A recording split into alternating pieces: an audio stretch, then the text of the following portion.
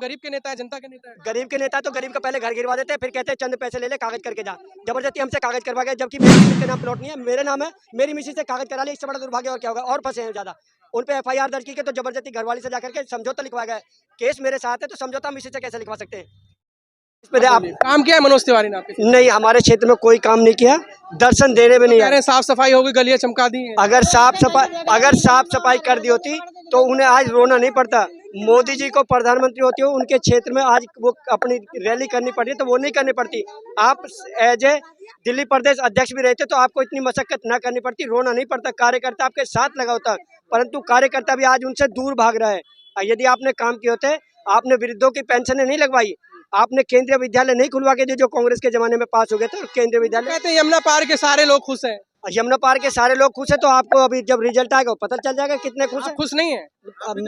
आपको कहनी नहीं पड़ेगी। आप खुश नहीं है? नहीं, बिल्कुल खुश नहीं है। अगर 10 साल में काम नहीं हुआ, काम हुआ होता तो जो उन्होंने 2 गांव गोद लिए हैं, उनका आप जाके हाल देख लिए। वो गोद साफ हुई? नहीं, बिल्कुल नहीं। आपके सामने यही देख लीजिए ना। डेली को रोजगार मिला नहीं, उनके और छूट गए हैं 2 करोड़ जो देने की बात। महंगाई पे काम हुआ नहीं, महंगाई पे इतना काम हुआ कि महंगाई इतनी सिर पे चढ़ा दी, और GST दूध तक पे लगा दी। जो बच्चे दूध पीते हैं उस पर GST लगा दी। अरे विकास का गंगा बह रही है। बिल्कुल विकास की गंगा। भारत अभियान चल रहा है। ये 4 जून को सबको रिजल्ट पता चल जाएगा। जितनी गंगा विकास की बहाई है वो उनके सामने आ जाएगी, और कन्हैया कुमार जी हंसते हुए आएंगे, और मनोज तिवारी जी वहां से आपको यहाँ से जाते हुए दिखाई देंगे। यह संसद में मोदी जी को जवाब देने पड़ेंगे, प्रधानमंत्री जी को। जो पहले प्रधानमंत्री रहे थे, पूर्व प्रधानमंत्री हो जाएंगे, उन्हें वो संसद में जवाब देंगे। उन्हें हम हारने नहीं देंगे। अभियान चलाया था भाजपा ने, उसके तहत आपके क्षेत्र में विकास हुआ, काम हुआ, सफाई हुई। सर, स्वच्छ भारत का मतलब है कि क्षेत्र को साफ सफाई रखी जाए। हम लोगों ने भी हेल्प की थी, पर वहाँ पे और उन्होंने शराब के ठेके खुलवा दिए जो प्राइवेट चल रहे हैं, अनलीगल चल रहे हैं।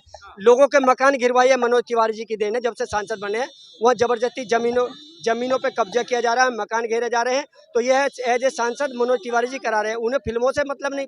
मनोज तिवारी मकान गिरवा रहे हैं? बिल्कुल, वहाँ कब्जे करवा रहे हैं। आप जाके देख लीजिए क्षेत्र में, गुराड़ी मनोज तिवारी करवा रहे हैं? बिल्कुल उन्हीं के आदमी कर रहे हैं, आप देख लीजिए। और जाकर के कंप्लेंट करते तो पुलिस वाले कंप्लेंट भी नहीं लिखते हैं। आपका किसका मकान छिनवा दिया? हमारे खुद के छिनवाए हुए हैं। मेरे मकान पे जबरदस्ती ठाकुर उसका शराब का ठेका जबरदस्ती अनलीगल खुलवा रखा है, और उसमें वहीं बगल में खुलवाया इन्होंने, मनोज तिवारी के आदमियों ने। आपके मकान पे? बिल्कुल, उसमें गिरवा के मुझ पर जबरदस्ती FIR करी गई। बिल्कुल सबूत है मेरे पास। मुझ पे FIR की गई। जज तक भी परेशान है कि हम वैसी बेल कर दे रहे, क्यों दे रहे हो आप बेल?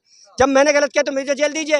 वो घबरा रहे हैं वहाँ पर सारे, SHO भी घबरा रहे हैं वहाँ से। हम गरीब के नेता है, जनता के नेता है। गरीब के नेता तो गरीब का पहले घर गिरवा देते हैं, फिर कहते हैं चंद पैसे ले ले, कागज करके जा।